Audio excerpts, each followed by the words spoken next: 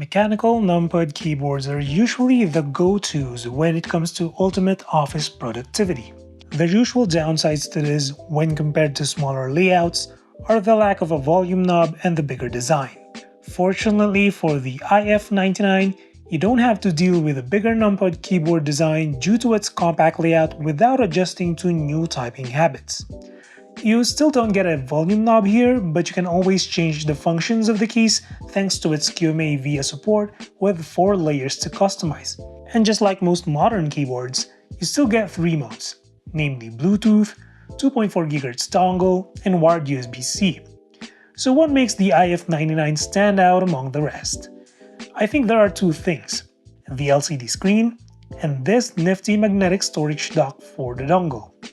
The magnetic strip even has a design on the back. Although it's made of plastic, this gold strip is made of metal. I do like the black, off-white, and gold combo, which made me use yellow backlit LEDs as my preference, but then again, you have over 16 million colors to choose from with 4 levels of brightness and several options for RGB speed and effects.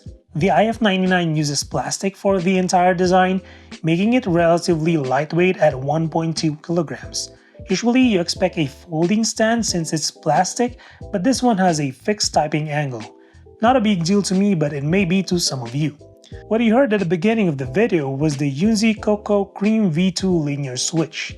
You can also get the IF99 with Gateron Zero linear switch, although I haven't tried that one yet. But I have experience with Cream V2 in the past and I have enjoyed it.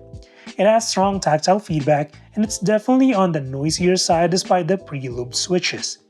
There's also a bit more typing force needed to actuate the keys, making it more suitable for gaming than typing, I guess, but as far as typing goes, it's mostly fine. It's just a bit on the heavier side, so probably not for speed typing. These are still hot swappable switches supporting 3 5-pins, so you can still use most third-party switches if you don't prefer what Yunzii has in stock, but for the keycaps, they are double-shot PBT cherry profile and are not transparent even with the white model. But hey, you get south-facing LEDs so you can still see the RGB goodness. I do like this one LED style per switch. The soft glow looks uniform all throughout the keys. However, it's just a bit weird that the brightness intensity for the numpad and function row looks mild compared to the rest, at least when looking at it from a 45-degree angle. There's a massive 8000 mAh battery inside, and with my moderate use of 1 to 2 hours every other day, I can go for 2 to 3 weeks before needing to charge, so that's great. Yunzii claims 36 hours with RGB on and 130 hours with it off, but 18 hours of charging? I'm not sure about that, but I didn't see myself charging that long from 0 to 100%. Oh, I almost forgot, you have this light strip here called log LED. According to Yunzii, it's basically an indicator when pairing or resetting the keyboard. It also flashes red when the battery is lower than 10%, but when charging, it turns green for 5 seconds and reverts back to normal.